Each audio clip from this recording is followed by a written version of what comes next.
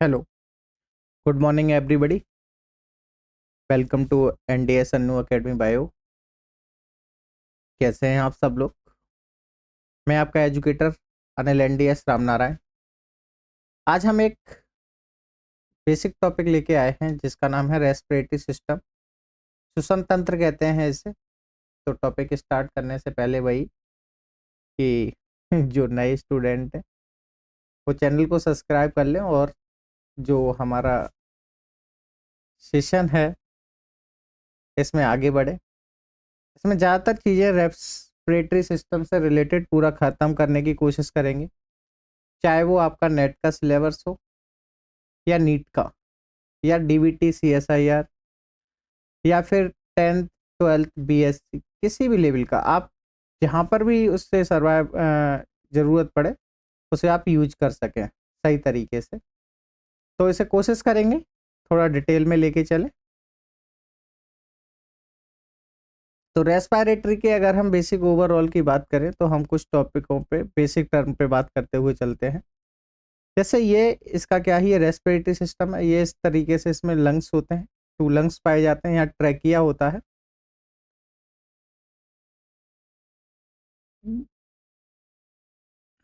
हम्म तो हम बात करते हैं ये वाला जो पार्ट है आपका। ये लंग्स होते हैं, 2 लंग्स पाए जाते हैं यहाँ पे। ये क्या है, नोसल कैविटी होती है, ये ओरल होता है, ओरल कैविटी। और ये इस तरीके की कूपिकाएं पाई जाती हैं। तो हम ये वाला जो पार्ट होता है इसमें नीचे लगा हुआ ये डायफ्राम होता है, ये ब्लड वेसल्स होती हैं। तो हमने इसका ये ओवरऑल करते हुए आगे बढ़ते हैं कि रेस्पिरेटरी सिस्टम होता क्या है। देखिए, रेस्पायरेशन, रेस्ट मतलब सांस लेना, कहते हैं प्राणवायु। तो हम जीवित क्यों हैं? हम जीवित इसलिए हैं क्योंकि हम सांस ले पा रहे हैं। आपको जब फर्स्ट या सेकंड में होंगे तब आपको पढ़ने को मिला होगा कि ये बताइए कि लिविंग थिंग्स और नॉन लिविंग थिंग्स क्या होती है। ऐसा कुछ मिला था उसमें, आपने पढ़ा होगा कि लिविंग थिंग्स वो होती है जिसमें जो सांस लेता है वो लिविंग थिंग्स है, और जो सांस नहीं लेता है वो क्या है, नॉन लिविंग थिंग्स है। ऐसा ही बोला होगा आपने। फिर उसके बाद बताया होगा जो ग्रोथ करता है वो लिविंग थिंग्स है, जो नहीं नॉन ग्रोथ मतलब ग्रोथ नहीं करता है, वृद्धि नहीं करता है, वो क्या है, क्या होगा, सजीव होगा निर्जीव होगा, निर्जीव है। इस तरीके से आपने पढ़ा होगा। तो जो सांस लेता है वो जीवन सजीव क्यों है और कैसे लेता है सांस? तो डिफरेंट टाइप के एनवायरनमेंट में एनिमल पाए जाते हैं। सभी सांस एक जैसे नहीं लेते, सब ह्यूमन जैसे नहीं दिखते। तो आपको डायग्राम में जैसे दिखाई दे रहा है, रेस्पिरेटरी सिस्टम में क्या है, लिविंग सेल्स में जीवन बनाए रखने के लिए, जीवन लाइफ को लाइफ बनाए रखने के लिए, डेड बॉडी और ह्यूमन लाइफ, उसमें नॉर्मल बॉडी में अंतर केवल इतना ही होता है। उसमें क्या है, एक रिएक्शन होती है जो क्या है, बंद हो चुकी होती है। और जो लिविंग सेल्स होती हैं उनमें क्या है, ये रिएक्शन चल रही होती है। कौन सी? लिविंग सेल्स में कौन सी रिएक्शन होती है? इसमें 2 रिएक्शन होती हैं, एक केमिकल प्रोसेस और दूसरी ऑल केमिकल प्रोसेस होती है। इसको आगे जाके जब हम पढ़ेंगे, मेटाबॉलिज्म रिएक्शन। केमिकल प्रोसेस होती है। इन ऑल केमिकल प्रोसेस में ग्रुप फॉर्म में अगर सेलुलर मेटाबॉलिज्म की बात करें, सेलुलर मतलब समझ में आ रहा है, सेलुलर, सेलुलर का मीन्स यहां से आप समझिए, सेल्यूलर शब्द कहां से निकला, सेल से। सेल के अंदर जो रिएक्शन हो रही है उसी को क्या बोला जा रहा है, मेटाबॉलिज्म प्रोसेस। चाहे आप फ्रॉग ले लो, चाहे ये मकड़ी ले लो, या उल्लू ले लो, या कुछ डिफरेंट टाइप के जो एनिमल हैं, कोई भी एनिमल जो लिविंग सेल्स है, चाहे आपका छोटा वायरस बैक्टीरिया ही क्यों ना हो, वो लिविंग क्यों है? क्योंकि उसकी बॉडी के अंदर क्या है, रिएक्शन हो रही है, इसलिए वो लिविंग है। इसमें 2 रिएक्शन आती हैं। पहले का नाम क्या है, कैटाबॉलिज्म और मेटाबॉलिज्म। कैटाबॉलिज्म को अपचय हिंदी में बोलते हैं और एनाबॉलिज्म को उपचय बोलते हैं, और दोनों को मिला के चपचय बोलते हैं। तो आप केवल में इंग्लिश में इसे ध्यान रखेंगे, ज़्यादा बढ़िया है। पहला क्या होता है, मेटाबॉलिज्म, और उसके बाद में 2 रिएक्शन बनती हैं, 2 पार्ट्स में डिवाइड होता है, जिसका नाम है कैटाबॉलिज्म और एनाबॉलिज्म। यहीं से लाइफ स्टार्ट होती है। Non living things, dead body, और एक तरीके से ऐसे कह सकते हैं, डेड बॉडी और लिविंग बॉडी में केवल यही अंतर होता है कि उस लिविंग बॉडी में मेटाबॉलिज्म रिएक्शन चल रही होती है, और डेड बॉडी में क्या है, वो खत्म हो चुकी होती है, बंद हो चुकी होती है। तो जो सांस लेने की प्रोसेस है वो चलती कैसे है, काम कैसे करती है, उसी पे हम बात करते हुए आगे बढ़ते हैं। कैटाबॉलिज्म, पहले हम बात करते हैं कैटाबॉलिज्म क्या होती है। कैटाबॉलिज्म को हम क्या बोलते हैं, अपचय रिएक्शन। ठीक है, अगर हम सिंपली भाषा में इसे समझें तो कैटाबॉलिज्म, कैटा मीन्स क्या होता है, मॉलिक्यूल, पोषण न्यूट्रिशन का क्या है, ऐसे समझिए आप, कोई एक मॉलिक्यूल है, ठीक है, कैटा, और उस मॉलिक्यूल से, दिख रहा है आपको, मैं थोड़ा इसे अलग बना देता हूं। कैटाबॉलिज्म रिएक्शन में हम क्या पढ़ते हैं, ये एक ऐसी रिएक्शन होती है, हिंदी में क्या कहते हैं इसे, अपचय रिएक्शन। पोषण मॉलिक्यूल और उसके छोटे एवं साधारण अंशों का विखंडन कर देती है। विखंडन मतलब तोड़ देती है। कैसे तोड़ती है, जैसे इसे ऐसे समझिएगा, जैसे कोई मॉलिक्यूल है, किसका मॉलिक्यूल है, जैसे प्रोटीन का मॉलिक्यूल है, तो ये मॉलिक्यूल क्या होगा, एक बड़ा मॉलिक्यूल है और ये कई टुकड़ों में टूट जाएगा।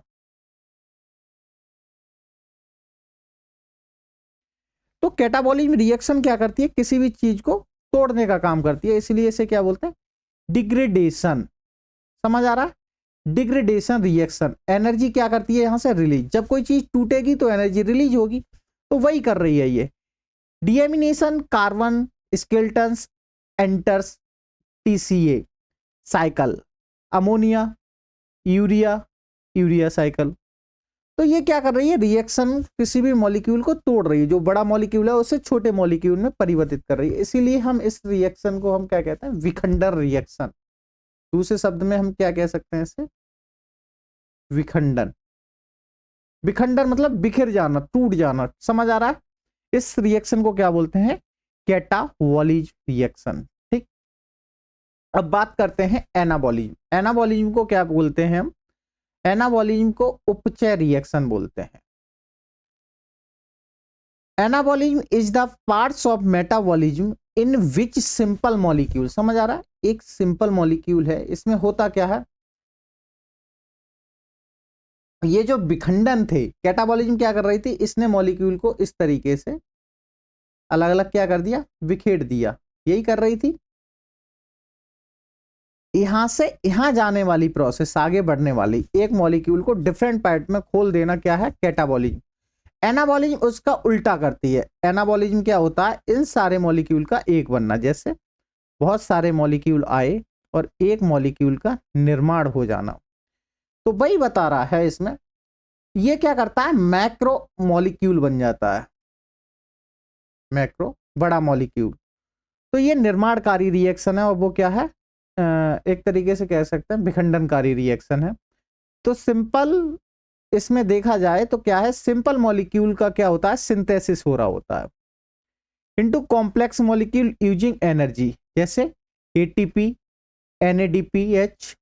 जैसे इसमें क्या है, सिंपल मॉलिक्यूल बना, एटीपी, ये बनने के बाद में इसमें क्या है, मेटाबॉलिक हुई, इंटरमीडिएट, फिर मोनोमर्स बना, और फिर क्या है, माइक्रो मॉलिक्यूल्स, एक बड़ा मॉलिक्यूल बन गया। जैसे क्या बना, protein, lipid, polysaccharide, nucleic acid. समझ पा रहे हो, तो इस तरीके से ये एक छोटे छोटे मॉलिक्यूल से बड़े मॉलिक्यूल का निर्माण हो रहा है। तो मेटाबॉलिज्म रिएक्शन में दो पार्ट होते हैं, पहले का नाम क्या होता है, कैटाबॉलिज्म, और दूसरे का नाम क्या होता है, एनाबॉलिज्म, और दोनों मिलके क्या बनती हैं, मेटाबॉलिज्म। तो लिविंग सेल में सबसे मेन डिफरेंस क्या निकल के आता है कि जिस बॉडी में मेटाबॉलिज्म रिएक्शन चल रही होती है वो लिविंग थिंग्स होती है। तो रेस्पिरेशन में क्या होता है, मेटाबॉलिज्म रिएक्शन हो रही होती है, किसमें, सेल में। तो हम इसी के अंदर बात करते हैं आगे। जैसे रेस्पिरेशन, रेस्पिरेटरी सिस्टम की अगर बात करें हम, तो इसमें क्या होता है, एनाबॉलिज्म और कैटाबॉलिज्म दोनों मिलके एक साथ होती हैं। ये दोनों प्रोसेस क्या साथ साथ होती हैं, एनिमल कंट्रोल्ड डिग्रेडेशन स्टेप्स होती हैं। उसको कैसे कंट्रोल किया जाता है, एक चेन, ऑर्गेनिक फ्यूल, एग्जाम्पल जैसे सिंपल शुगर या फैक्ट्रिक एसिड या अमीनो एसिड। ठीक है, ये सिंपल मॉलिक्यूल है। इसमें क्या है, स्टोर, क्या एनर्जी, संचित एनर्जी को काम में लेती हैं। मैंने ये हिंदी इंग्लिश में नोट्स इसलिए बनाए, टाइपिंग करने में बहुत समय लगा क्योंकि ये मैंने पीपीटी बनाने के टाइम पे दोनों मिक्स इसलिए डाल दिए जिससे दिक्कत ना हो। हिंदी मीडियम वाले भी पढ़ सकते हैं इसे, इंग्लिश मीडियम भी वाले भी। जो शॉर्ट की हैं, सिंपल की हैं, उनके लिए मैंने इंग्लिश में मेंशन किया है। इसमें क्या है, जैसे इस एनर्जी की हेल्प से एटीपी एंड इनऑर्गेनिक फॉस्फोरस के माध्यम से हाई एनर्जी फॉस्फोरस बॉन्ड स्थापित करके क्या करता है, सेल में एटीपी से समझ पा रहे हो, इस पार्ट को समझिए, एटीपी से एडीपी का फॉर्मेशन होता है, समझ पा रहे हो। जैसे ए, टी फॉर ट्राइफॉस्फेट, यहां ऐसे समझिएगा, यहां कितने मॉलिक्यूल थे, 3 मॉलिक्यूल, और इससे क्या बना, एडीपी, डीपी, यहां कितने मॉलिक्यूल रह गए, 2, और आगे क्या बनेगा, इससे और टूटेगा तो फिर क्या बनेगा, एएमपी। तो इस तरीके से मॉलिक्यूल का क्या हो रहा है, विखंडन हो रहा है, विखंडन हो रहा है, टूट रहा है, कम हो रही है, एनर्जी रिलीज हो रही है। तो वही कर रहा है ये, हाई एनर्जी पीएच बॉन्ड स्थापित करके सेल में क्या करता है, ये एटीपी से एडीपी का फॉर्मेशन होता है। सेल्स में एनर्जी उत्पादन हेतु संपन्न होने वाली विघटन रिएक्शन, विघटनात्मक रिएक्शन को सम्मिलित फॉर्म में क्या है, सेल्यूलर रेस्पिरेशन कहते हैं। अगर आप इसे समझेंगे, चलो मैं बात करता हूं, ये रिएक्शन क्या है, 2 स्टेप में होती है, दोनों की बात करते हैं। लेकिन इससे पहले आपको यही एक चीज और समझनी होगी, मैं आपको ओवरऑल बता देता हूं इसमें होता क्या हो, कैसे काम करती है। जैसे हमने खाना खाया, खाना खाने के बाद, चलो मैं बात करते हैं, ये 2 स्टेप में होती है रिएक्शन। कैसे, पहला होता है एनारोबिक रेस्पिरेशन और दूसरा होता है एरोबिक रेस्पिरेशन। इसे बोलते हैं अवायवी श्वसन, क्योंकि सांस सभी जैसे हम ले रहे हैं वैसे नहीं ले पाते, सभी एनिमल अलग अलग तरीके के होते हैं, इसे क्या बोलते हैं, अवायवी। देखो नाम से ही क्लियर हो रहा होगा, अवायवी। मैं हिंदी में इसलिए डाल रहा हूं क्योंकि हमने ज्यादातर जो हिंदी मीडियम यूपी बोर्ड वाले होते हैं ज्यादातर हिंदी में ही पढ़ते हैं। अवायवी से क्या क्लियर हो रहा है, वायवी अवायवी, अवायवी मतलब सांस जो नॉर्मल ले पा रहा है उससे थोड़ा अलग ले रहा है। इसमें क्या है, निम्न कोटि के एनिमल प्रेजेंट होते हैं। निम्न समझ रहे हो, निम्न उच्च, 2 तरह के एनिमल होते हैं, एक हाई श्रेणी के और एक लो श्रेणी के। वो लो हाई नहीं जो यहाँ पे सामाजिक उसमें बांटे जाते हैं, इसका मतलब ये है, लो मतलब जिनके ऑर्गन अभी पूरी तरीके से सरवाइव नहीं हो पाए, बन नहीं पाए। जैसे हमारी बॉडी में क्या है, मल्टी सेलुलर है, हम जो सांस ले रहे हैं किससे ले रहे हैं, लंग्स से ले रहे हैं। पूरा एक सिस्टम बना हुआ है जिसे रेस्पिरेटरी सिस्टम बोलते हैं, आगे जाके हम पढ़ने को मिलेगा। ये नोसल कैविटी है, फिर ये ट्रैकिया आ जाता है, और फिर इस तरीके से ब्रांचेस में ये डिवाइड होता है, फिर 2 लंग्स बन जाते हैं, फिर ब्रांचेस बनती हैं, उसमें एविलरीज बनती हैं, तब जाके हम सांस लेते हैं। जैसे पैरामीशियम ले लो, यूनिसेलुलर है बेचारा, उसमें तो एक ही सेल बनी है, सांस भी उसी से लेगा, खाना भी उसी से खाएगा, रिप्रोडक्शन भी उसी से करेगा, जनरेशन भी बढ़ाएगा। अब वो कैसे कर पा रहा है, और ऐसे बहुत सारे हैं। फिर उससे थोड़ा परिवर्तन हुआ, जैसे प्रोटोजोआ, प्रोटोजोआ, प्रो मतलब फर्स्ट, जोआ मतलब एनिमल, पहला जंतु प्रोटोजोआ ऐसे कह सकते हैं। प्रोटोजोआ के बाद porifera, coelenterata, annelida, arthropoda, different type के, इस तरीके से क्या एक सीक्वेंस बढ़ता आ गया। और हम कौन है, मैमल्स। तो भाई निम्न कोटि के एनिमल बैक्टीरिया, ईस्ट, पैरासाइट्स, कृमि, एस्केरिस, फेसियोला और टीनिया सोलियम, ये मैंने टीनिया सोलियम का एग्जांपल दे दिया, टीनिया, तथा कुछ एनिमल टिश्यूज जैसे मसल्स, ग्लूकोज में विघटन की प्रोसेस से क्या कर रहा है, ये विघटन की प्रोसेस से क्या कर रहे हैं, ये रेस्पिरेशन प्रोसेस करते हैं। प्रोसेस से ऑक्सीजन एब्सेंट में, समझ पा रहे हो, O2 की एब्सेंट में, इन्हें O2 की आवश्यकता नहीं है सांस लेते टाइम पे, O2 की एब्सेंट में क्या करते हैं, ये सांस लेते हैं। इस प्रोसेस में ग्लूकोज का विघटन किसके साथ, एथिनिल, ग्लूकोज का क्या होता है, यहां विघटन होता है। ठीक, ये क्या है, ऑक्सीजन एब्सेंट। ठीक है, कौन कौन है ये, fasciola, taenia, ascaris, bacteria, yeast. ठीक, इसमें होता क्या है, लैक्टिक एसिड की फॉर्मेशन करते हैं ये। उसमें क्या है, ग्लूकोज बनना था, ये लैक्टिक एसिड बनाते हैं। एनर्जी फ्री होती है और एनारोबिक रेस्पिरेशन भी कहीं कहीं, एग्जाम्पल ईस्ट में होने वाले एल्कोहलिक फर्मेंटेशन। फर्मेंटेशन समझ रहे हो, किडवन, मम्मी को देखा है दूध से दही बना रही है, छिड़का बनना है किससे, रस से, तो वो क्या है, छिड़का। लैक्टिक एसिड वहां वर्क कर रहा है, यहां क्या है, फर्मेंटेशंस भी कार्बन डाइऑक्साइड फ्री होती है। जैसे इसमें बहुत सारे एनिमल हैं, जैसे ये कौन है, टीनिया सूलियम, इस तरीके के एनिमल इसमें पाए जाते हैं। नेक्स्ट, एरोबिक रेस्पिरेशन में क्या है, ऑक्सीजन प्रेजेंट। अभी हमने क्या पढ़ा, यहां देखो कंफ्यूजन, एक चीज बिल्कुल मत रखना, यहां पे क्या है, एनेरोबिक, एनेरोबिक अवायवी श्वसन, दूसरा क्या है एरोबिक, इसे बोलेंगे हम क्या, वायवी श्वसन। क्या बोलेंगे, वायवी श्वसन। ये नॉर्मल होता है, जैसे हम लोग ले रहे हैं, ये किस में होगा, जैसे हम किस में सांस ले रहे हैं, इसमें ऑक्सीजन की प्रेजेंट में सांस ली जाती है।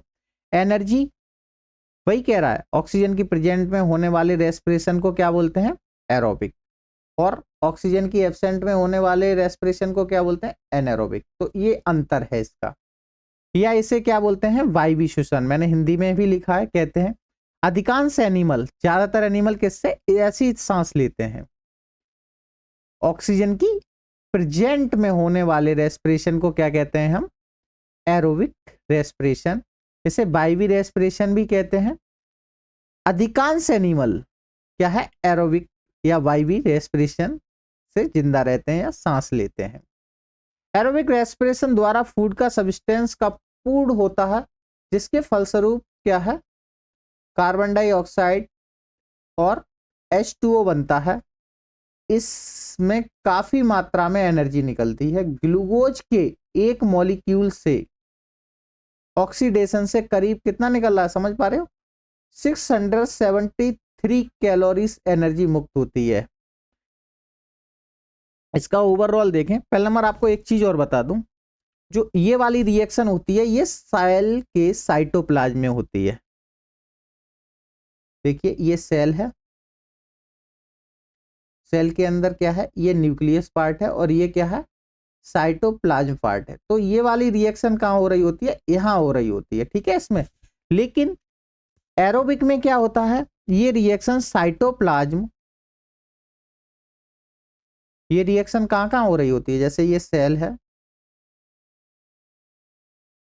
तो इसका जो न्यूक्लियस है और ये वाला पार्ट क्या था, साइटोप्लाज्म।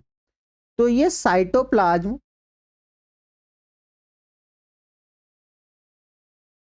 प्लस माइटोकॉन्ड्रिया,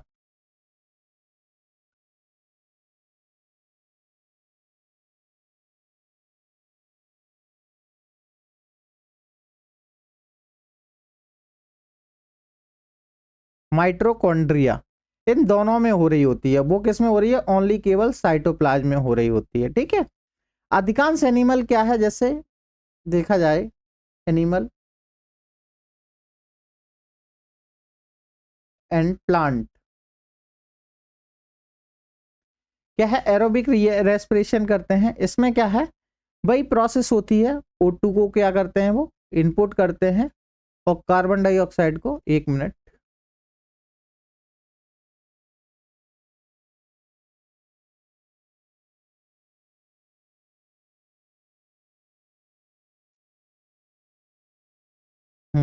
ये क्या करते हैं, O2 को इनपुट करते हैं और कार्बन डाइऑक्साइड को आउटपुट करते हैं। ये गैसेस एक्सचेंज प्रोसेस होती है इनकी। इसमें प्रोड्यूस क्या होता है, निकलता क्या है, जैसे कार्बन डाइऑक्साइड और H2O, यही यहाँ पे बात कर रहा है, कार्बन डाइऑक्साइड और H2O यहाँ रिलीज हो रहा है। ये देख पा रहे हो कैलोरी कितना है, 367 kg किलो कैलोरीन क्या है इसमें मुक्त हो रही है। तो ये एरोबिक और क्या है वायवीय श्वसन और अवायवीय श्वसन कैसे होते हैं उन पे के बारे में आपको पता चल गया। ये क्या है एरोबिक रेस्पिरेशन और ऊपर क्या था एनारोबिक रेस्पिरेशन। ठीक है, अब हम और आगे थोड़ा बढ़ेंगे तो इसमें देखेंगे जैसे एरोबिक रेस्पिरेशन इस प्रोसेस में क्या है, इस प्रोसेस में जो O2 का क्या होता है इनपुट, वही मैंने बताया अभी आपको। O2 क्या कर रहा है बॉडी में एंटर कर रहा है और कार्बन डाइऑक्साइड क्या कर रहा होता है बॉडी से आउट होता है, वही चीज मैंने लिखी है इसमें। रेस्पिरेशन वह प्रोसेस है जिसके द्वारा एनवायरमेंट से ऑक्सीजन प्राप्त होता है। O2 कहां से जा रहा है एनवायरमेंट से जा रहा है, ये एनवायरमेंट है, यहां से क्या है इस तरीके से ये जो आप ऑक्सीजन निकल के जा रहा है वो कहां से यहाँ से, और ये कहाँ आ रहा है ये प्लांट में आ रहा है। तो ये इस तरीके से यही क्या है इसका एनवायरमेंट। पेड़ों के आसपास या फिर जो भी जरूरी नहीं है पेड़ों के आसपास, यहाँ का ये सब क्या है आसपास की एरिया, ये एनवायरमेंट है, यहाँ से ये इस तरीके से रिएक्शन कर रहा है, ऑक्सीजन प्राप्त करते हैं और उसका उपयोग किसमें ये एनर्जी उत्पादन में फूड के ऑक्सीडेशन में करते हैं। ठीक है, अगर इसमें क्या है और जैसे उपयुक्त वर्णन से स्पष्ट है कि रेस्पिरेशन प्रोसेस फॉलोइंग दो टाइप से होती है। इसमें क्या है गैसेस एक्सचेंज और सेल्यूलर रेस्पिरेशन।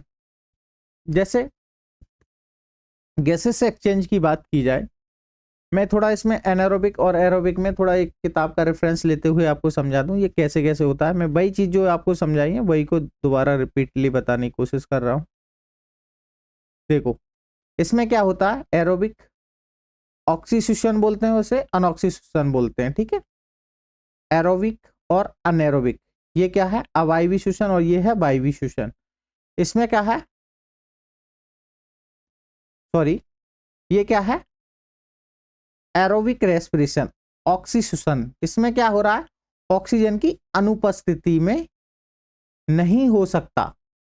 ठीक है, क्या है ये वायवीय श्वसन, और ये क्या है ऑक्सीजन की आवश्यकता नहीं होती है, अतः ये बिना ऑक्सीजन के ही ये क्रिया करता है, इसे बोलेंगे हम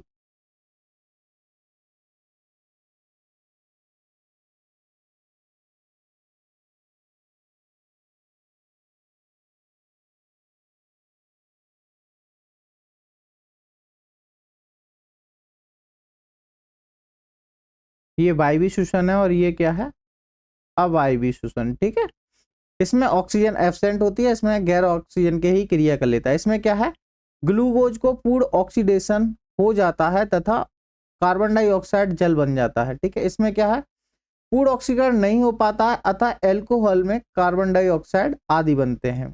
किसमें एल्कोहल में। इसमें क्या है तीसरे पॉइंट की बात करेंगे हम, सभी जीवों में सामान्य रूप से पाया जाता है। ये क्या है मैंने बताया ज्यादातर एनिमल में यही होता है वायवीय श्वसन। इसमें क्या है केवल कुछ प्लांट और कुछ जंतुओं में इसके विशेष ऊतक में होता है, और ये क्या है ज्यादातर एनिमल और प्लांट्स में ज्यादातर पाया जाता है। इसमें ये कुछ एनिमल और कुछ प्लांटों में होता है। वायवीय श्वसन का चौथा पॉइंट देखेंगे तो ग्लाइकोलाइसिस को छोड़कर सभी क्रियाएं माइटोकॉन्ड्रिया में होती हैं। ये कहाँ कहाँ हो रहा था माइटोकॉन्ड्रिया और साइटोप्लाज्म में हो रहा था। ये सभी क्रियाएं कहाँ होती हैं साइटोप्लाज्म में होती हैं। ठीक है, इसमें ऊर्जा कितनी है 673 किलो कैलोरी बनती है, और इसमें क्या है 2 से 21 से 24 किलो उत्पन्न होता है।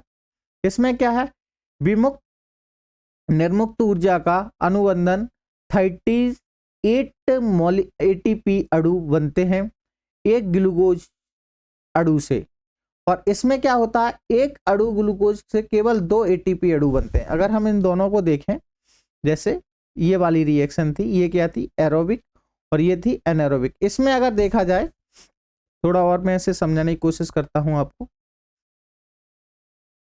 अगर 1 ग्राम ग्लूकोज जो आपने खाना खाया, खाना खाने के बाद पता है खाना क्यों खाते हैं, जो आप सांस ले रहे हो उसमें क्या है ये फ्यूल के रूप में एक यूज कर रहा है। खाना क्या है एक पेट्रोल की तरह जा रहा है बॉडी में, और बॉडी उसे क्या है पेट्रोल के रूप में यूज कर रही है। जैसे एक गाड़ी चलती है, गाड़ी चलने के बाद क्या होता है उसमें जब गाड़ी चलती है तो उसमें देखा साइलेंसर के द्वारा धुआं निकलता है, क्या है वो फ्यूल जल रहा है। उसी तरीके जो आप खाना खा रहे हो, खाना किस में, ग्लूकोज में ट्रांसफर हो रहा है। ग्लूकोज क्या है, जब बॉडी में जा रहा है तो बॉडी क्या है, जैसे एरोबिक बैक्टीरिया, एरोबिक रेस्पिरेशन की बात करें तो 1 ग्राम क्या है, ग्लूकोज से केवल 2 एटीपी बनती हैं, बस इतना बनाती है। और यही चीज इसमें देखी जाए तो इसमें क्या होता है, 1 ग्राम ग्लूकोज से एरोबिक में, देख पा रहे हैं मेरे को, मैं यहां लिख देता हूं, 1 ग्राम ग्लूकोज से क्या है, 38 मॉलिक्यूल क्या बनना है यहाँ पे, एटीपी बनना है। और ये एटीपी क्या है, फिर ऐसी चलती है आगे, ट्रांसफर होगी एडीपी में और फिर ये एएमपी में, और इस तरीके से फ्यूल क्या है, खर्च होता है। तो हम सांस किसकी वजह से ले पा रहे हैं, इसकी वजह से। ये एनर्जी क्या है वहां पे वर्क कर रही है, मेटाबॉलिज्म रिएक्शन चल रही है किसमें, सेल्यूलर। आगे बढ़ते हैं हम, जैसे इसमें कुछ टर्म की बात की है, जैसे सभी एनिमल एक जैसे रेस्पिरेशन नहीं कर पाते, जैसे प्रोटोजोआ। ये रेस्पिरेशन कैसे करते हैं, direct diffusion across cell memory के द्वारा, किसके द्वारा, सेल मेमोरी के द्वारा, जैसे अमीबा। प्रोटोजोआ में क्या क्या पाया जाता है, अमीबा पाया जाता है, और क्या क्या पाया जाता है, प्रोटोजोआ में एनिमल में कौन कौन पाया जाता है, जैसे अमीबा पाया जाता है, पैरामीशियम पाया जाता है, यूग्लिना पाया जाता है। आप लोगों को बता दें, देखो यूग्लिना एक ऐसा एनिमल है जो प्लांट और एनिमल दोनों में पाया जाता है। बीएससी के स्टूडेंट खास करके ध्यान रखें, कभी कभी क्या है वो बेसिक पूछ लेता है, एग्जामिनर आ जाए वो पूछ लेता है ऐसा एनिमल बताइए जो जीभ और पेट दोनों में आता हो, तो वो कौन है, अमीबा आता है। ठीक है, हाँ। इसी तरीके से जो अगला एनिमल है पोरीफेरा, इसके बाद अगला है पोरीफेरा। पोरीफेरा क्या है, diffusion through the pores of body walls के द्वारा, जैसे सी स्पोगस। ठीक, निडेरिया, निडेरिया क्या कर रही है, गैस्ट्रोवेस्क्यूलर कैविटी, रेस्पिरेशन किससे कर रही है, गैस्ट्रोवेस्क्यूलर कैविटी फॉर गैस एक्सचेंज कर देती है ये, जैसे हाइड्रा। प्लेटी हेलमिंथिस, प्लेटी हेलमिंथिस समझ रही हो, प्लेटी हेलमिंथिस किससे करती है, फ्लैटेड बॉडी होती है इसकी, safe for the efficient diffusion करती है ये रेस्पिरेशन। देखिए इनके पास लंग्स तो नहीं पाए जा रहे हैं, जैसे planarians. Annelida, specialization skin gas exchange कर देता है, किससे, गैस एक्सचेंज कर रहा है ये स्किन से, जैसे आर्थवम। कैंचुआ, कैंचुआ स्किन से कर देता है। फाइलम याद रखना, ये सारे फाइलम के नाम है, ये इसके एडेप्टेशन है और ये एग्जाम्पल है ऑर्गेनिज्म के। मोलस्का, ये क्या है, गिल्स से रेस्पिरेशन करता है, जैसे सेल। जैसे इसमें और भी आता है पाइला, पाइला समझते हो, शंख के अंदर शंख जैसा कुछ होता है, शंख बजाते हैं, उसके अंदर एक एनिमल होता है, उसे पाइला बोलते हैं। आर्थ्रोपोडा, इसमें क्या है, ट्रैकिया ट्यूब्स होते हैं ऑक्सीजन डिलीवर करने के लिए सेल्स में। और क्या है इसमें, इंसेक्ट ग्रासोफर, ग्रासोफर समझते हो, कितने बच्चे समझ रहे हैं अभी मुझे बताइए कमेंट करके, ग्रासोफर को कितने लोग समझ पा रहे हैं। खेतों में देखा है वो अकफुट्टा, जिससे क्या है आग फोड़ने वाला, उल उल के चलता है ना, उसी को बोलते हैं ग्रासोफर। समझ आ रहा है मैं क्या बता रहा हूं तुम्हें,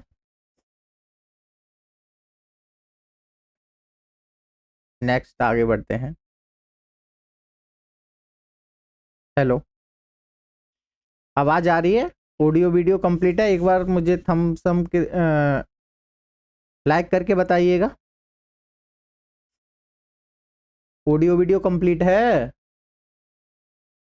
नेक्स्ट आगे, इकाइनोडर्मेटा, जैसे इसमें क्या है, स्टारफिश, इसमें एक और आता है अरस्तु की लाइल्टेन, मुझे बताओ नाम उसका, क्या नाम है उसका, अरस्तु की लाइल्टेन किसे कहते हैं।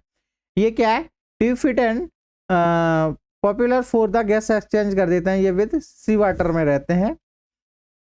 इसी के बाद देखिए एक ये बहुत ही दुर्लभ इमेज ली है, इसमें क्या है, रेस्पिरेशन में जैसे ब्रीथिंग कंट्रोल सेंटर होते हैं, जैसे इसमें क्या है, प्राइमरी कंट्रोल सेंटर्स में क्या है, लोकेटेड इन द मेडुला ऑब्लिगेटा। कैसे ये कंट्रोल किया जाता है रेस्पिरेटरी सिस्टम को, तो जो मेडुला ऑब्लिगेटा होता है ब्रेन में, उसके द्वारा कंट्रोल किया जाता है। इसमें क्या है, medullary respiration central generate the basic rhythm, जो रिदम होती है उसकी, उसे बेसिक को क्या कर रहा है, कंट्रोल कर रहा है, ब्रीदिंग, सांस। Will the protein respiration group modifies the rhythm. तो ये कंट्रोल, जैसे कभी कभी एक डिसीज हो जाती है, सांस फूल जाती है लोगों की, है घबरा जाता है, तो कैसे कंट्रोल किया जा रहा है, उन चीजों पे डिस्कस कर रहा है रिदम कंट्रोल सेंटर्स। तो ब्रेन के द्वारा सारा ये कंट्रोल हो रहा है। जैसे regulate the rate and depth of breath by monitoring blood levels, carbon dioxide, oxygen और कार्बन डाइऑक्साइड एंड पीएच। कभी कभी देखा है घबराहट हो, तो उस समय क्या कर रहे होते हैं, एकदम सांस लेते हैं बहुत गहरी, और उसके बाद में थोड़ा रिलैक्स मिलता है। मैंने सुबह सुबह बहुत सारे लोग योगा वगैरह करते हैं, उसमें भी ऐसा इस चीजों को अप्लाई करते हैं, देखा है ना। अगला आता है chemoreceptor. Chemoreceptors are specialised cells the detect change in blood gas level. इसमें क्या है, चेंज होती है ब्लड गैस लेवल, और central chemoreceptors are located near the medulla. जो हमारा ब्रेन का ये वाला पार्ट होता है, पिछला हिस्सा, इसे क्या बोलते हैं, medulla. Response the change in carbon dioxide level. Peripherals chemoreceptors such as the carotid bodies are cortex bodies responds the change in carbon dioxide, oxygen और carbon dioxide pH। Neural pathway की बात करें हम, ये थोड़े पाथवे हैं, आपको पता होना चाहिए ओवरऑल, खास करके CSIR वालों को, क्योंकि यहीं से क्वेश्चन इसका बनता है। वो ये नहीं पूछेगा क्या, इच्छा ये बताओ, रेस्पिरेशन में मनुष्य सांस लेता है तो उसमें क्या लेता है, ऑक्सीजन या कार्बन डाइऑक्साइड। अरे भाई ये तो उसे पता होगा, BSc में पढ़ के आ रहा है, इंटर में पढ़ के आ रहा है, हाई स्कूल में पढ़ के आ रहा है, MSc में पढ़ के आ रहा है, उसके बाद नीट दे रहा है, तो वो इतना उसमें ओवरऑल तो नहीं पूछेगा, वो डीपली पूछता है। तो जैसे इसमें न्यूट्रल पाथवे की बात करें तो क्या है, phrenic nerve stimulate the diaphragm, the primary muscles and respirations. Intercostal nerves क्या कर रही है इसमें, innervated in intercostal nervous muscles क्या करती है, एडिंग्स इन द रिब्स, जो पसलियां हैं, मूवमेंट इन ड्यूरिंग ब्रीथिंग। तो इसके ओवर पाथवे हो गए। जैसे हम इसमें रेस्पिरेशन की बात करें, जैसे लंग्स से सांस कौन कौन ले पा रहा है, जैसे ह्यूमन, डॉग, कैट, काव, मैमल्स, ये सब क्या है, लंग्स से लेते हैं। मैकेनिज्म क्या है इनकी, एयर एंटर्स ट्रैकिया, जो ट्रैकिया ये वाला पाइप होता है, इसे क्या बोलते हैं, ट्रैकिया। इसमें एयर क्या करती है, एंटर करती है, ब्रेक्स इनटू द वॉचिस, उसकी ब्रांचेस में चली जाती है, reaches alveoli for gases exchange. ये एल्वोलाई अभी हमें इस पे डिस्कस करूंगा बहुत डिटेल में। ये एल्वोलाई क्या करती है, जो हम सांस ले रहे हैं उसके बाद जा रही है सांस, कहाँ, लंग्स में जा रही है, पहले ट्रैकिया में, ट्रैकिया के बाद ब्रांचेस में डिवाइड होकर फिर वो इस तरीके से एल्वोलाई में पहुंचती है। जैसे वर्ड्स, ये क्या है, हाईली स्पेशलाइज्ड लंग्स होते हैं इनके, ईयर बैग होते हैं इसके साथ में, जो जितने भी पक्षी होते हैं उनमें। ये मैंने एक टेबल में क्या है फाइनली इसे कंप्लीट करने की कोशिश की है, समझिए आप। इसमें ऑक्सीजन क्या है, diffuse into blood streams will carbon dioxide diffuse out, breathing involve inhalate and exhalations. इसी तरीके से जो एनिमल गिल्स से सांस लेते हैं, जो पानी में रहने वाले एनिमल हैं, ये लंग्स में कौन है, टेरेस्ट्रियल, जो जमीन पे रहते हैं वो एनिमल। लंग्स में क्या है, मोस्टली फिशेस वर्टिब्रेट्स, एक्वाटिक मतलब पानी में रहने वाली वर्टिब्रेट्स, लार्वर एम्फीबिया जैसे टेडपोल। ये समझ पा रहे हो? कितने लोग समझ पा रहे हैं टेडपोल लार्वा किसका लार्वा होता है? बताइए मुझे कमेंट सेक्शन में। आपको बताया था मैंने, जो मेढक होता है, मेढक के पास लंग्स भी होते हैं, गिल्स भी होते हैं। जब वो उसका बच्चा होता है, बेबी होता है, छोटा होता है वो, तब वो सांस किससे लेता है? तब वो टेडपोल लार्वा कहलाता है। वो सांस किससे लेता है? गिल्स। तो वो जैसे बड़ा होता है उसके बाद वो सांस किससे लेने लगता है? लंग्स से। जब वो पानी में रहता है तो गिल्स से, और पानी से बाहर निकल आए तो लंग्स से। इस तरीके से वो सांस लेता है। तो ये क्या है? Water flow over gills filaments allowing oxygen uptake and carbon dioxide remove। Process वही है। Gills provide a large surface area for efficient gas exchange. कुछ स्किन से भी सांस लेते हैं। जैसे स्किन से सांस कौन कौन ले रहा है? फ्रॉग। देखो मेढक यहाँ गिल्स से भी सांस ले रहा है, स्किन से भी ले रहा है, और किससे ले रहा है? लंग्स से भी ले रहा है। सॉरी, लंग्स से यहाँ मेढक पाया जाता है। लंग्स से भी सांस ले लेता है मेढक। ठीक है, कितना स्पेशल एनिमल है मैमल्स। इसमें क्या है? स्किन से कौन कौन ले रहा है? सैलमेंडर्स, एम्फीबिया होता है ये। सेम रेप्टाइल्स जो सांप होते हैं, स्नेक, वो सब किससे ले रहे हैं? स्किन से सांस ले पा रहे हैं, रेस्पिरेशन कर रहा है। Oxygen diffusions directly through its the moisture's skin. Capillaries, capillaries क्या है आगे हम बात करेंगे। Near the skin surface facilitated gas exchange. तो हमने किस किस से सांस देखा है यहाँ पे लेने वाला प्रोसेस? पहला क्या था? लंग्स, गिल्स, स्किन, और अब हम बात करेंगे किस पे? एसेसरी रेस्पिरेटरी ऑर्गन्स पे। ठीक,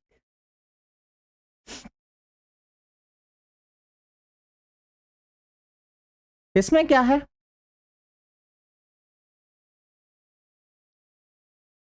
वेस्क्यूलर रेक्टम्स ए क्लोका।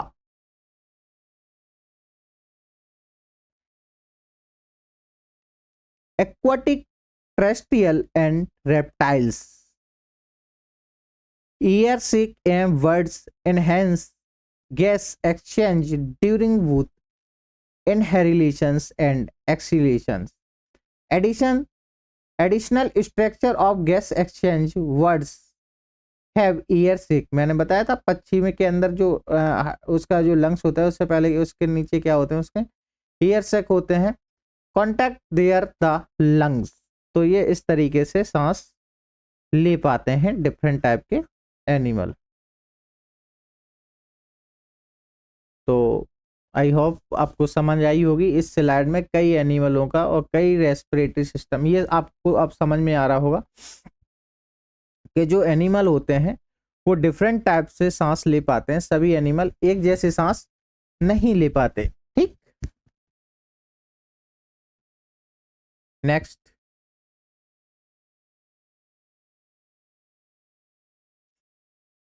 अगर मैं ओवरऑल ह्यूमन बॉडी का देखूं रेस्पिरेटरी सिस्टम, तो उसमें क्या क्या होता है? जैसे ह्यूमन बॉडी में जो ये नोसल कैविटी है,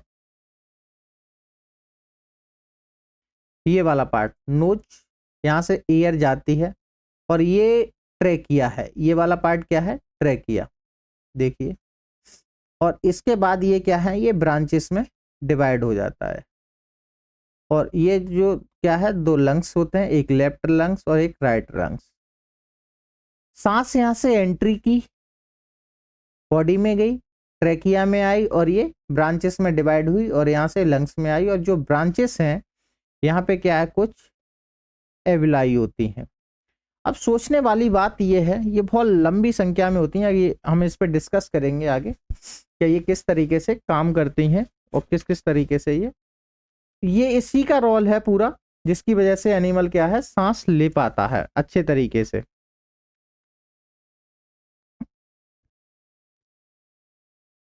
ये क्या करती हैं? जैसे इसने सांस ली, अब सोचो हम क्या बोलते हैं, हम ऑक्सीजन लेते हैं और कार्बन डाइऑक्साइड को क्या है निकालते हैं, और ऑक्सीजन को क्या करते हैं हम लेते हैं। क्या आप ऑक्सीजन ही लेते हो? मुझे कमेंट सेक्शन में बताओ। 24 घंटे में आप कोई पता नहीं है कहाँ कहाँ घूमते हो, है? अभी मैं सांस ले रहा हूँ, सांस ले रहे हैं फिर निकाल रहे हैं, फिर ले रहे हैं फिर निकाल रहे हैं। हम कार्बन डाइऑक्साइड निकाल रहे हैं, ये तो करेक्ट, ऑक्सीजन ले रहे हैं। अब जब कार्बन डाइऑक्साइड निकाल रहे हैं, जैसे यहां से सांस निकली यहां तक पहुंची हवा और तुरंत आपने ले ली, ऐसा करने देते हो? जाने दो जाने दो फिर लेंगे, नहीं, तुरंत ले ली, तो इसका मतलब कार्बन डाइऑक्साइड भी जो निकली उससे वो भी वापस हुई। और जो एनवायरमेंट में क्या होंगे, डिफरेंट टाइप की गैसेस होंगी। जैसे यहाँ पे अगर देखें ओवरऑल इसका, तो जो एनवायरमेंट से सांस ले रहे हैं हम, उसमें क्या है, ऑक्सीजन प्रेजेंट है, कार्बन डाइऑक्साइड प्रेजेंट है, नाइट्रो ऑक्साइड भी प्रेजेंट होगी, और भी डिफरेंट टाइप की क्या है, डिफरेंट टाइप की अदर गैसेस भी उसमें क्या होंगी, प्रेजेंट होंगी। और इन सारी गैसों को हम नाक के द्वारा ले रहे हैं, और लेने के बाद अब बताओ, अब सोच रहे होगे अरे यार हमने तो ऑक्सीजन ही पड़ी थी। ये सोचने वाली बात है, हम डिफरेंट टाइप की गैसेस को बॉडी में लेते हैं। बॉडी मतलब नोसल कैविटी से ट्रैकिया में ले जाते हैं और लंग्स में ले जाते हैं, और लंग्स में क्या जुड़े होते हैं, हार्ट जुड़ा हुआ है, वहां से ब्लड क्या है सर्कुलेट करके ले जाएगा ऑक्सीजन को।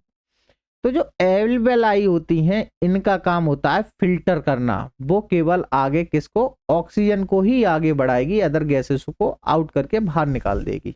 तो ये इसका एक बेसिक स्ट्रक्चर हो गया ह्यूमन का।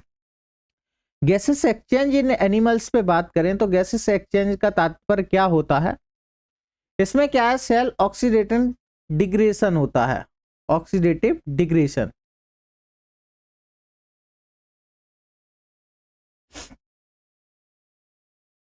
डिग्रेशन हेतु क्या होता है, एनवायरमेंट में ऑक्सीजन की उपलब्ध कराना तथा सेल में बनी क्या है, कार्बन डाइऑक्साइड को सेल से लेकर एक्सटर्नल भारी एनवायरमेंट में क्या करना, आउट करना है। वही ओवरऑल है, O2 को बॉडी में अंदर ले जाना और कार्बन डाइऑक्साइड को क्या है बॉडी से बाहर निकालना, बॉडी से बाहर निकालना किसको, कार्बन डाइऑक्साइड को, और O2 को क्या है अंदर ले जाना। तो इसी प्रोसेस को क्या कह रहे हैं यहां, गैसेस क्या हो रही है, एक्सचेंज हो रही है, यही हो रही है। और इसी प्रोसेस से क्या है,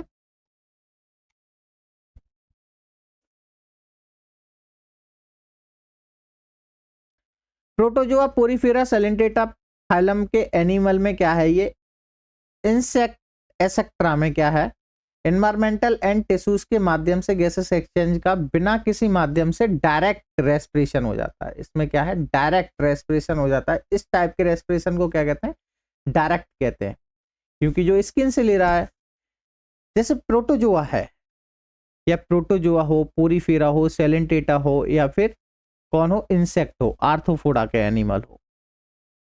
जो आर्थ्रोपोडा का एनिमल क्या है, जैसे इसमें यहाँ पे डायग्राम देखने की कोशिश कीजिए, ये हेड है, ये दो एंटीना होते हैं, ये क्या है, थोरैक्स रीजन है, ये क्या है, ये एब्डोमेन रीजन है। समझ पा रहे होगे मैं क्या बना रहा हूँ, ये 3 पेयर लेग होते हैं और ये इसके विंग्स होते हैं, ये होते हैं आर्थ्रोपोडा। इसके नीचे क्या होते हैं, पोल्स होते हैं छोटे छोटे, ये पोल्स से डायरेक्ट सांस ले रहा है। तो ऐसे रेस्पिरेशन को हम क्या बोलते हैं, डायरेक्ट रेस्पिरेशन। ठीक, गैसेस एक्सचेंज तो ये भी कर रहा है, ऐसा तो है नहीं कि तुम ज्यादा स्पेशल सांस ले रहे हो, लेकिन हम डिफरेंट टाइप के ऑर्गन के द्वारा ले रहे हैं। हमारे ऑर्गन है, हमारी जो बॉडी है इन एनिमलों से क्या है, काफी अच्छी है, डेवलप हो चुकी है, विकास हो चुका है हमारी बॉडी में। तो इस तरीके के जो डायरेक्ट सांस ले लेते हैं उन्हें क्या बोलते हैं, डायरेक्ट रेस्पिरेशन। इसमें कौन कौन है, प्रोटोजोआ, पोरीफेरा सेलेंटेटा और इंसेक्ट। अब आता है इनडायरेक्ट, इसमें क्या है, दूसरी तरफ अगर हम इसमें देखें तो जो एनेलिडा और मोलस्का, ये फाइलम की बात कर रहा हूं मैं, एंड वर्टिब्रेट्स एनिमल में क्या होता है, एनवायरमेंट से एंड टिश्यूज से के माध्यम से क्या है, गैसेस, मिस्टेक हो गई है ये टाइपिंग में,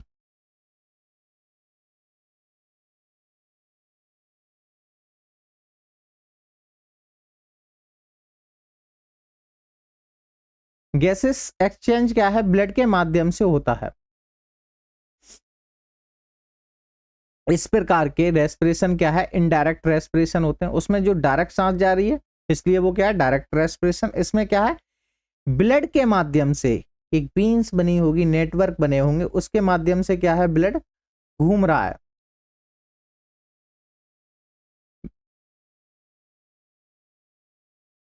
ब्लड के माध्यम से क्या घूम रहा है, O2, और फिर बाद में क्या है, कार्बन डाइऑक्साइड निकल के आ रहा है। ये पूरा जो गैस एक्सचेंज हो रहा है, इस वजह से उसे क्या बोलते हैं, इनडायरेक्ट, क्योंकि उसमें डायरेक्ट तो नहीं जा रहा, इसलिए इसे क्या बोलते हैं, इनडायरेक्ट रेस्पिरेशन। एनिमल्स में, इन्वायरमेंट में गैसेस एक्सचेंज स्पेशल ऑर्गन से होता है, रेस्पिरेशन ऑर्गन कहलाते हैं।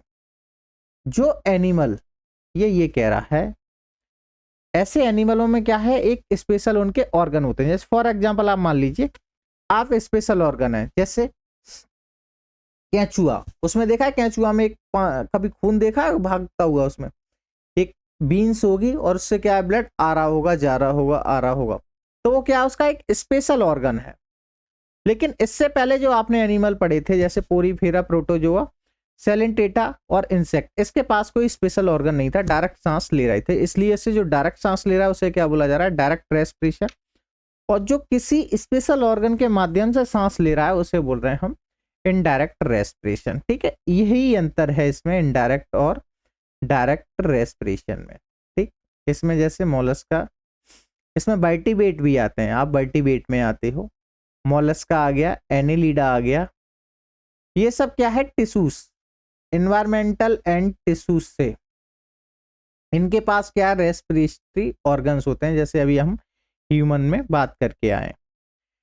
शुष्नांगों में सेल तक कार्बन डाइऑक्साइड, शुष्नांग मतलब जो रेस्पिरेटरी सिस्टम के ऑर्गन है, वहां तक क्या है, कार्बन डाइऑक्साइड ब्लड सर्कुलेशन, जो खून का बहाव है, उसके माध्यम से क्या है, इस प्रकार के एनिमल में गैस एक्सचेंज होता है। जैसे हमारी बॉडी में गैस कहाँ है, हमारे पूरे शरीर से, पैरों से, सर से नीचे तक, ये क्या है, हाइट तक आ रही है। हाइट के पास कौन आ रही है, कार्बन डाइऑक्साइड कैपिलरीज के माध्यम से आ रही है, ब्लड में घुलते हुए, और वो लंग्स में आके क्या है, लंग्स से कार्बन डाइऑक्साइड बाहर निकल जाएगी और ऑक्सीजन को वो फिर अब्सॉर्ब कर लेगा। तो भाई बात कर रहा है ये शुष्नांगों में क्या है, एनिमल गैस एक्सचेंज में रेस्पिरेशन ऑर्गन से ब्लड एंड एनवायरमेंटल के माध्यम से ब्लड सर्कुलेशन के पश्चात दूसरी बार ब्लड एवं सेल के माध्यम से होता है। तो ये हो गया, मैं इसे थोड़ा क्लीन कर दे रहा हूं, अगर आप स्क्रीनशॉट लेना चाहें तो ले लें, नोट्स बना लेंगे, ज्यादा अच्छा रहेगा। ठीक है,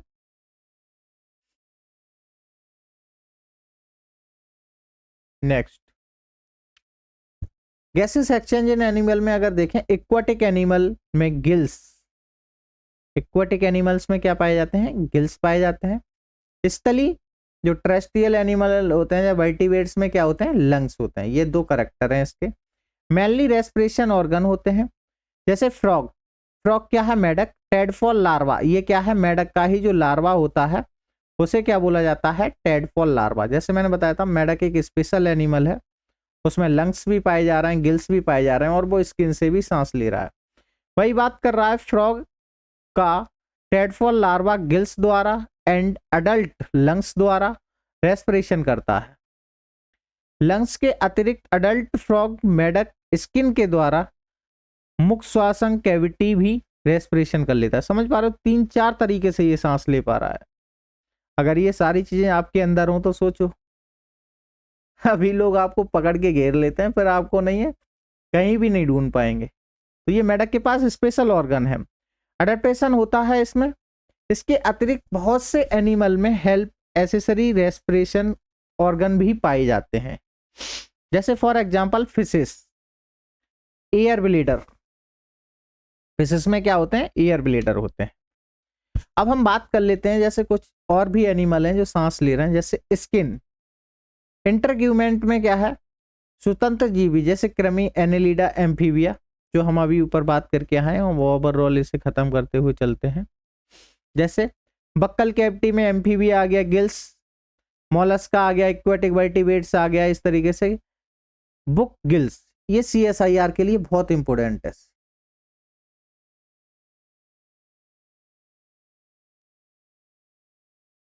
DBT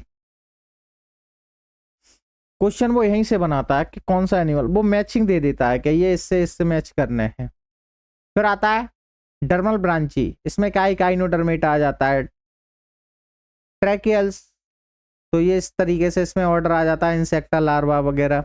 लंग्स आ जाते हैं, वर्टिब्रेट आ गया है, पल्मोनरी सेक आ गया, गैस्ट्रोपोड मोलस्का पाइला वगैरह आ गया, बुक ब्लेडर आ गए, इसमें क्या है, एरेक्सिन चैलिसिड बिच्छू वगैरह आ जाता है। एयर ब्लेडर में क्या है, फुफ्फुस, फुफ्फुस फिशिस आ जाती है। और प्रोटोपेटर्स आते हैं इसमें। और क्या है, ट्रैकिया में क्या इंसेक्ट आ जाता है, और क्लोरा में क्या है, कछुआ आ जाता है। गैसेस एक्सचेंज की हमने किस किस की बात कर ली थी, अब बात करते हैं हम ब्रीथिंग। फिर गैस एक्सचेंज लंग्स की बात करेंगे, फिर गैस एक्सचेंज इन टिश्यूज की बात करेंगे, फिर gas transport of gas blood के माध्यम से। तो हम पहले बात करते हैं किसकी, ब्रीथिंग की बात करते हैं, श्वसन। तो श्वसन में क्या होता है, इस प्रोसेस के अंतर्गत क्या है, external environment and pulmonary alveoli के माध्यम से वायु क्या है, एक्सचेंज की जाती है। जो एल्वलाई है मैंने स्टार्टिंग में बताई थी, एल्वलाई के माध्यम से क्या है, गैसेस एक्सचेंज की जाती है। लंग्स वेंटिलेशंस भी कहते हैं, ठीक है, क्या कहते हैं इसे हम, लंग्स वेंटिलेशन भी कहते हैं। एयर एंड एक्सटर्नल एनवायरनमेंट से लंग्स में आना, एयर क्या है, बाहर के एनवायरनमेंट से सांस क्या है बॉडी में अंदर जा रही है, इसी जो अंदर आने को क्या बोलते हैं, अंत श्वसन, मैंने हिंदी में लिख रखा है, आप ध्यान देना। और इसी को क्या बोलते हैं, इंस्पिरेशंस, अंदर आना। तथा लंग्स से एयर का एक्सटर्नल एनवायरनमेंट में जाना क्या है, निश्वासन, इसे बोलते हैं एक्सपीरेशन। एक्सपीरेशंस और इंस्पिरेशन में क्या, इंस मतलब आना, एक्स मतलब बाहर निकल जाना, कहलाता है। ब्रीथिंग की प्रोसेस को वॉयल्स लॉ पर आधारित है। एक साइंटिस्ट थे जिनका नाम क्या था, वॉयल्स, उन्होंने एक सिद्धांत दिया कि किस तरीके से सांस अंदर आ रही है, किस उसमें एक प्रेशर बनना है, उनके अनुसार प्रेशर वॉल्यूम के वृक्का अनुपाती होता है, जिसपे हम आगे देखते हैं। जैसे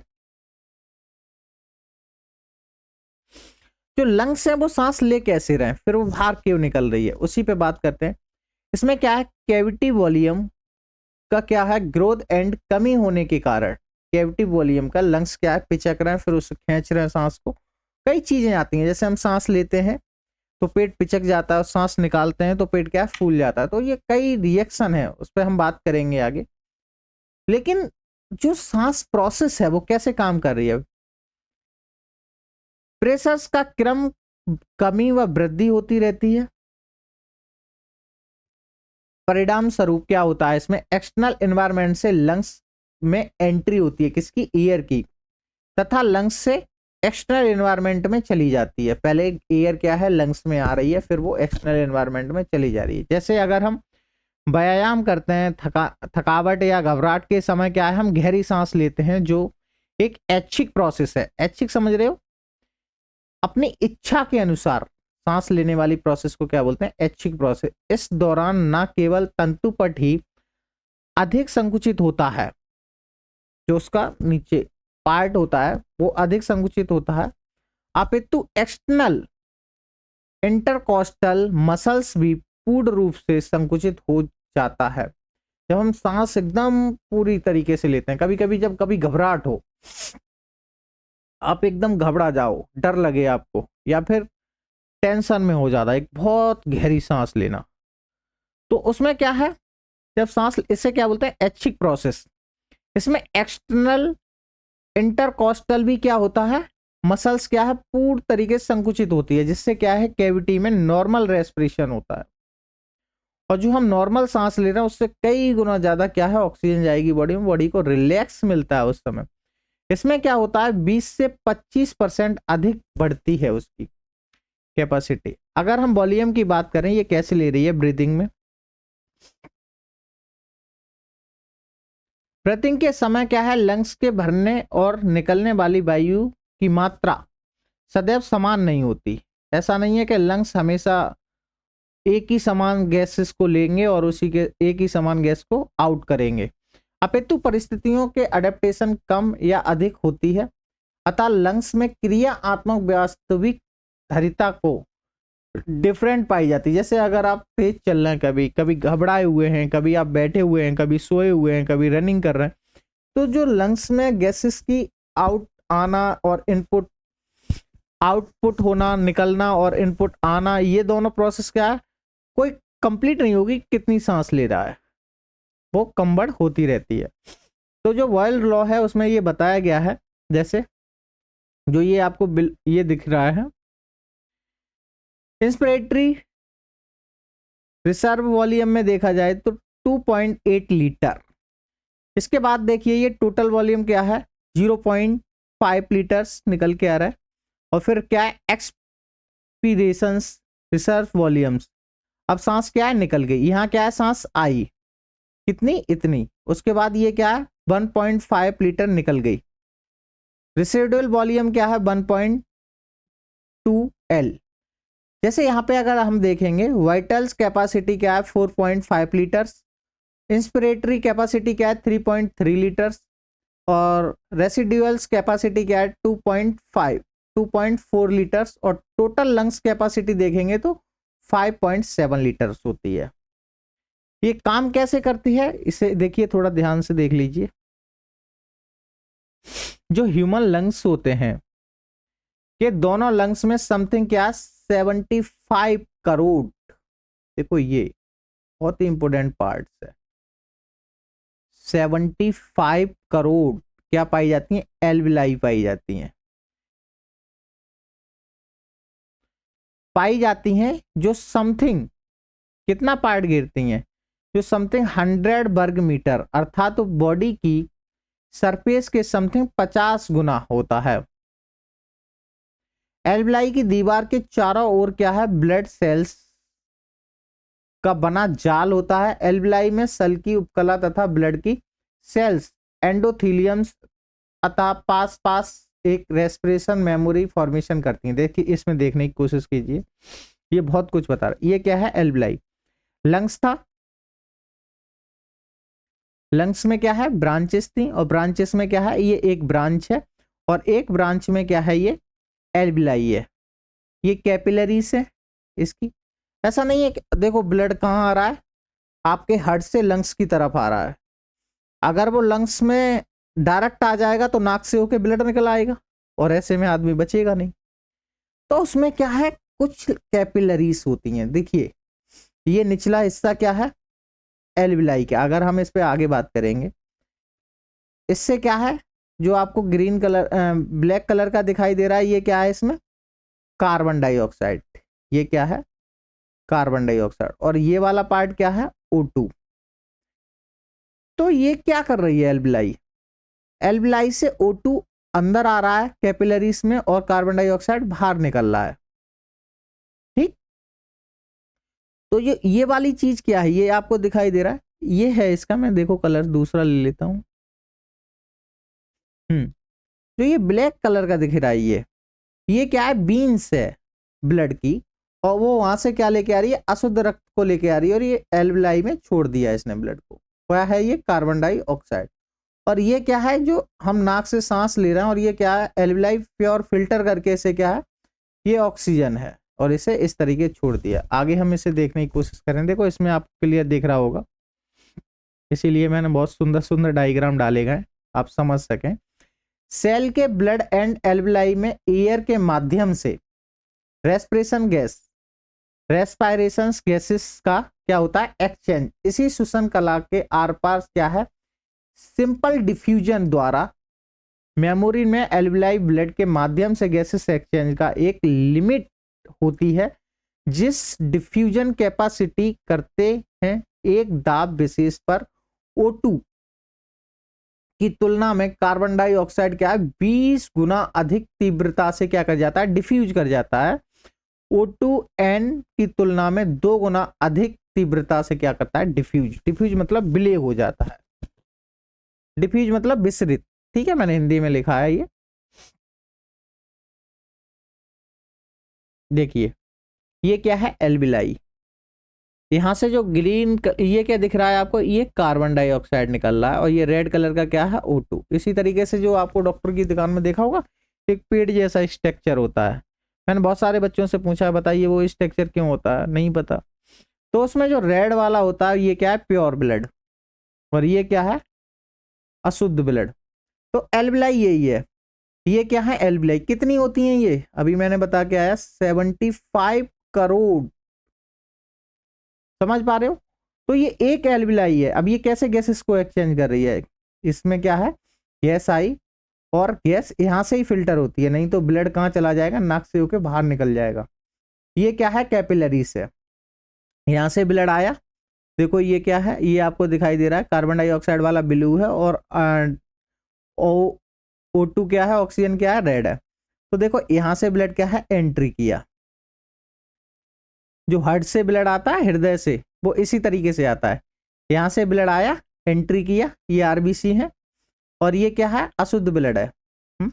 और जैसे ये आगे बढ़ेगा, अब इसमें क्या है, अशुद्ध ब्लड में ऑक्सीजन मिलने लगी, और उसके बाद क्या है, ये देखो कार्बन डाइऑक्साइड यहां से निकलने लगी, और इस तरीके से ये क्या है, शुद्ध ब्लड होके आगे बढ़ जाता है। तो ये एल्बिलाई इस तरीके से ट्रांसपोर्ट करती हैं।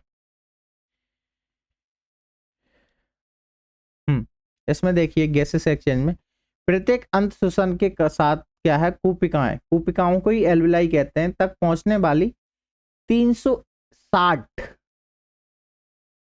क्या है, 360 ml वायु वाले क्या है, समथिंग 69 मिली ऑक्सीजन का 0.14 ml कार्बन डाइऑक्साइड लाती है, तथा प्रत्येक निस्वान मतलब निकलना गैसेस का के साथ वायु का कितना 48 ml ऑक्सीजन तथा 16.70 ml कार्बन डाइऑक्साइड का वापस लेकर जाती हैं। इस प्रकार 1 मिनट में 12 बार सांस लेते हैं। इस चीज को ध्यान रखना, कभी कभी क्वेश्चन यहां से आ जाता है, 1 मिनट में कितनी बार सांस ली जाती है। तो इस तरीके की प्रोसेस कितनी बार होती है, 1 मिनट में 12 बार होती है। ठीक, सांस लेने वाला ह्यूमन प्रत्येक मिनट में पता है वो क्या कर रहा है, 350 मल्टीप्लाई 12 बराबर कितना हो गया, 4200 4200 ml एयर लंग्स में लेकर 1 मिनट में, समझ पा रहे हो, 1 मिनट में 4200 ml एयर लंग्स में लेकर लगभग 21 मल्टीप्लाई 12 252 ml कार्बन डाइऑक्साइड ग्रहण करता है, तथा 16.16 मल्टीप्लाई 12 199.32 ml कार्बन डाइऑक्साइड का परित्याग करता है। सोच के देखिए ये पूरी प्रोसेस कितनी हो रही है 1 मिनट में, और 24 घंटे में कितनी होती होगी, और 365 दिन में कितनी होगी, और आदमी जब 60 साल तक जिएगा तब कितनी बड़ी होगी, क्यों ना खत्म हो वो। एक सीमा होती है बॉडी की भी। तो इस तरीके से काम करती है ये। इसमें क्या है, देखिए ये लंग्स हैं, ये एल्विलाई हैं, लंग्स की एक ब्रांच को खोलेंगे तो ये एल्विलाई बनती हैं। कैपिलरीज है ये, इसको पूरा स्ट्रक्चर निकाला गया है, इसका छोटा सा पार्ट। ये क्या है, एयर, और ये क्या है, यहाँ से ब्लड आ रहा है और यहाँ से ब्लड आउट हो रहा है। ये क्या है, ऑक्सीजन इन, और ये कार्बन डाइऑक्साइड, यहाँ से कार्बन डाइऑक्साइड निकल यहाँ जा रही है, और ये क्या है, इसमें ऑक्सीजन मिक्स हो रही है। और इसी तरीके से ये क्या है, ऑक्सीजन यहाँ से आ रही है और कार्बन डाइऑक्साइड निकाली जा रही है। इस तरीके से क्या हो रहा है, गैसेस स्ट्रक्चर। अगर इस स्ट्रक्चर को आप समझ पाए ध्यान से, तो यही पूरी प्रक्रिया होती है गैसेस एक्सचेंज की। ठीक है,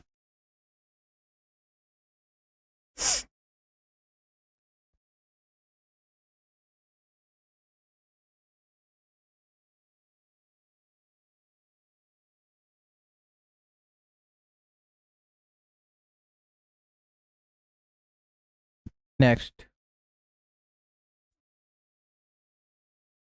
गैसेस एक्सचेंज इन टिश्यू। इसमें क्या है, लंग्स के ऑक्सीजनेटेड ब्लड ऑक्सीजनेटेड जिसमें ऑक्सीजन मिल चुकी है। 4 पल्मोनरी बीन्स द्वारा, देखो ये है पल्मोनरी बीन्स द्वारा, कभी कभी क्वेश्चन आ जाता है पल्मोनरी बीन्स में कौन सा ब्लड बहता है, तो ये केवल एक ही बीन्स होती है जिसमें क्या है प्योर ब्लड बहता है, बाकी सभी बीन्स में अनप्योर अशुद्ध रक्त बहता है, तो ये ध्यान रखना है, इसमें भी क्वेश्चन पूछ लेता है। लेफ्ट आर्टरियम्स में आता है और लेफ्ट वेंट्रिकल से ही संपूर्ण बॉडी के टिश्यूज में ऑक्सीजनेटेड ब्लड की आपूर्ति होती है। ब्लड एंड टिश्यू गैसेस में क्या है, पार्टिकल प्रेशर्स के अंतर होने के कारण ये इसमें क्या है सिस्टमैटिक टिश्यूज कैपिलरीज में पल्मोनरी सेल्स की भांति डिफ्यूज द्वारा केस एक्सचेंज होता है। देखिए इसमें क्या है, ये लंग्स है भाई, पूरी प्रोसेस है लंग्स, ये ट्रैकिया है, ट्रैकिया से ये ब्रांचेस बनी और यहाँ से ये लंग्स है, और ये छोटे से पार्ट को ये पूरी क्या है एल्विलाई, और एल्विलाई का अगर हम छोटा सा पार्ट देखें ये एल्विलाई है एक, और इसमें क्या है इस तरीके से गैस ये क्या निकल रही है कार्बन डाइऑक्साइड, और ये क्या है O2 इसमें ये जा रही है, ऑक्सीजन एंटर करती है। घुमा फिरा के सारी चीजें वही हैं, किस तरीके से इसमें एक्सचेंज हो रही है, हम कहते हैं लंग्स के हो रही है, वो किसके माध्यम से हो रही है एल्विलाई के माध्यम से गैसेस एक्सचेंज हो पा रही है। ठीक, जैसे इसमें क्या है सेल O2 का यूज, ऑक्सीजन का यूज अत्यंत एक्टिविटी के से करती है, जिसके कारण क्या है सेल प्रोटोप्लाज्म, ये क्या होता है प्रोटोप्लाज्म, देखो मैं थोड़ा बता दूं, ओवरऑल में साथ साथ बताता चलूं तो आपको समझ में आएगा। सेल का जो जीव द्रव्य होता है उसी को जीव द्रव्य को ही क्या बोलते हैं प्रोटोप्लाज्म। ठीक, O2 का आशिंक दाब क्या होता है पार्टिकल प्रेशर, मैंने दोनों उसमें लैंग्वेज में लिखा है, जिससे जो भाषा लिखी है मैंने आपके कंटेंट बनाया दोनों लैंग्वेज, बहुत सिंपल भाषा है, अगर मेरी भाषा समझ में नहीं आ रही हो तो आप पढ़ के भी उसे नोट्स बनाते चलेंगे तो बहुत अच्छा रहेगा, आपके फायदे बंद रहेंगे, ये नीट का हो या नेट का हो या फिर आपका 12th या BSc के स्टूडेंट हो, आगे की आप किसी भी संबंधित बायो साइंस जिसमें भी आए उस एग्जाम की तैयारी कर रहे हो तो आप इसे सिंपल नोट्स बना सकते हैं। तो अपने दोस्तों को शेयर करें और वही कहूँगा कि चैनल को सब्सक्राइब कर लें, जिससे कि ज़्यादा से ज़्यादा कम्युनिटी बढ़े, हमें क्या है इससे मोटिवेशन मिलता है कि हाँ इतने लोग सुन पा रहे हैं। टॉपिक पी की तरफ चलते हैं। आशिंक दाब को क्या बोलते हैं, पार्टिकल प्रेशर होता है, ये बहुत कम हो जाता है, और टिश्यू लिक्विड में ऑक्सीजन का पार्टिकल्स क्या होता है प्रेशर क्या है 20 से 40 mm Hg होता है, अतः दैनिक सेल्स में प्रेजेंट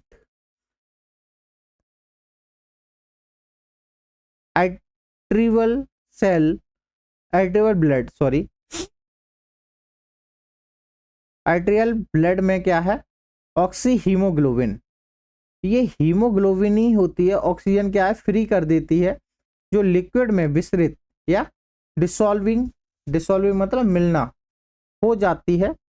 इस प्रकार 100 ml ब्लड क्या है 8.0 ml समथिंग 40% ऑक्सीजन क्या है टिश्यूज में मिल जाती है। ये हीमोग्लोबिन की बात आई तो मैं आपको एक चीज और बता दूं,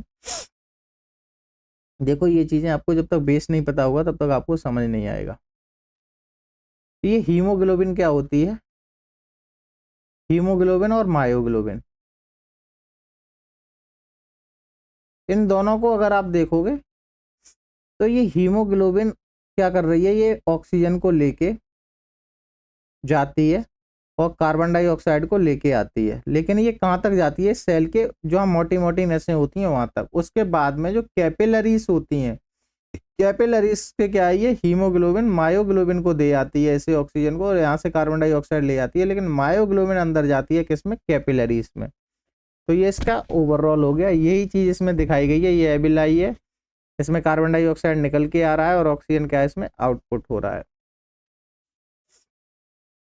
transport of gas in blood, lungs से लेकर बॉडी के समस्त सेल तक O2 का तथा सेल से लेकर लंग्स तक कार्बन डाइऑक्साइड का ट्रांसपोर्ट ब्लड द्वारा होता है, उसी को क्या बोलते हैं transport of gases in blood.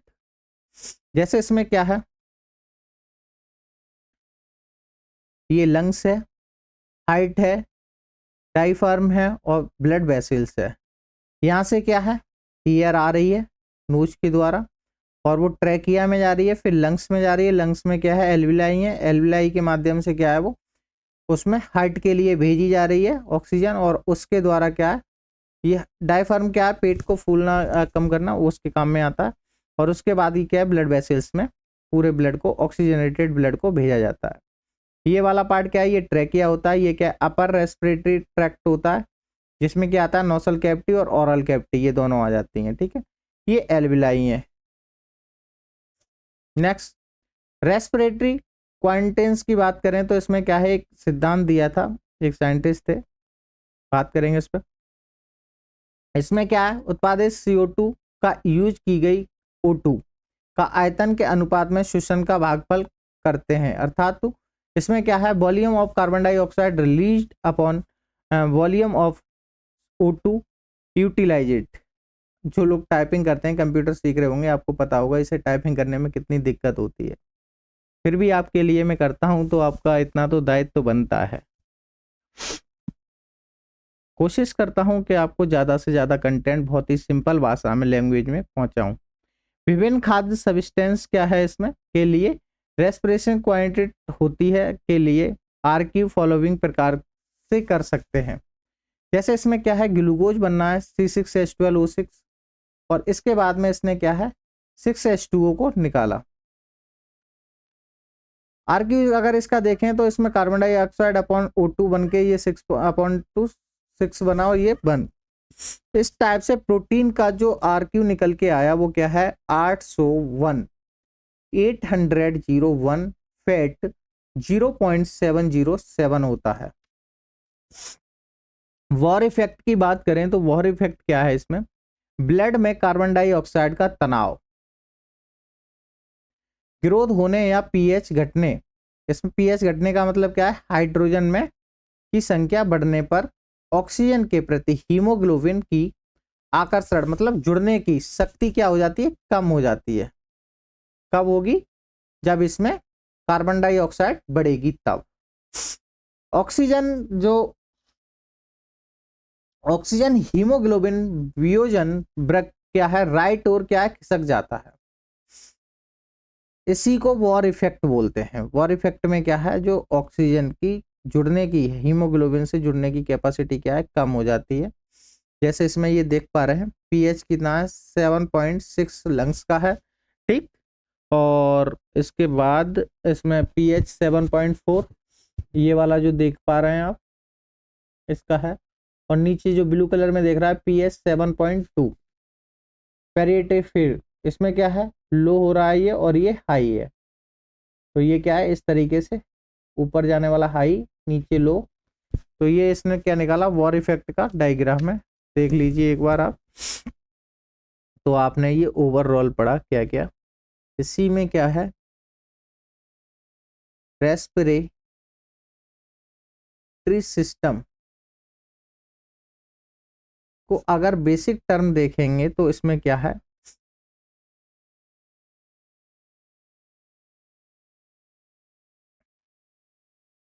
Twelfth वालों को ये चीजें याद रहनी चाहिए। ये नोसल कैविटी है, और यहाँ से नोसल कैविटी से क्या है, यहाँ से ट्रैकिया निकल जाएगा, और ट्रैकिया क्या है, फिर ये दो ब्रांचों में बट जाएगा, और यहाँ से क्या निकल गए, ये लंग्स आ गए। और लंग्स के बाद क्या है, ये ओवरऑल बता रहा हूँ, ये चीज़ें आपको याद रखनी है। इसके बाद इसमें क्या है, एल्विलाई पाई जाती हैं, और कितनी 75 करोड़। और इसी से क्या होता है, गैसेस से एक्सचेंज होती है। एल्विलाई क्या करती है, उसमें एल्विलाई में कैपिलरीज होती हैं ब्लड की, और यहाँ से क्या है O2 को इनपुट करती है, और कार्बन डाइऑक्साइड जो ब्लड है यहाँ से क्या कर रही है, ये यहाँ से जो ऑक्सीजन वाला ब्लड ऑक्सीजन आउट अंदर डालती है, और कार्बन डाइऑक्साइड को निकालती है। इसी को बोलते हैं गैस एक्सचेंज। तो ये इसका ओवरऑल है। तो इस तरीके से ये लेक्चर आपका फिनिश होता है। रेस्पिरेटरी कोशिश की है मैंने इसमें ज़्यादा से ज़्यादा चीज़ों को आपको बताने की, और आगे जब भी मैं लेक्चर लेके आऊँगा तो कोशिश करूँगा और ज़्यादा इससे ज़्यादा इम्प्रूवमेंट करके लाऊँ। और आपको ज़्यादा से ज़्यादा डिटेल दे पाऊँ। तो इस तरीके से ये लेक्चर आपका ख़त्म होता है। तो कैसा लगा लेक्चर आप कमेंट सेक्शन में अवश्य बताइएगा, और मुझसे जुड़े रहने के लिए और भी संबंधित वीडियो को देखने के लिए अभी मैं आपको लॉन्ग टर्म पूरा लेक्चर को कम्प्लीटली बताने की कोशिश कर रहा हूँ। जैसे आपका अभी तक डाइजेस्टिव सिस्टम कंप्लीट हो गया और आज ये रेस्पिरेटरी सिस्टम्स कंप्लीट हो गया, और बहुत सारे लेक्चर पड़े हुए हैं सेल वगैरह को लेकर, एप्लीकेशन वगैरह को लेकर, उसे भी आप देख लीजिए। तो जो भी आपके मित्रगण हैं उन्हें चैनल को शेयर कर दो, जिससे कि आप भी सब्सक्राइब कर लो और उन्हें भी सब्सक्राइब करा दो। फ्री है, कौन सा आपको इसमें पैसे देने हैं। मैं कोशिश ये कर रहा हूँ कि जो बच्चे नीट वगैरह की तैयारी करना चाहते हैं, साइंस बैकग्राउंड में आगे जाके बीएससी करने के बाद, एमएससी करने के बाद नीट वगैरह में जाना चाहें, तो उन्हें अभी से तैयारी करते रहें।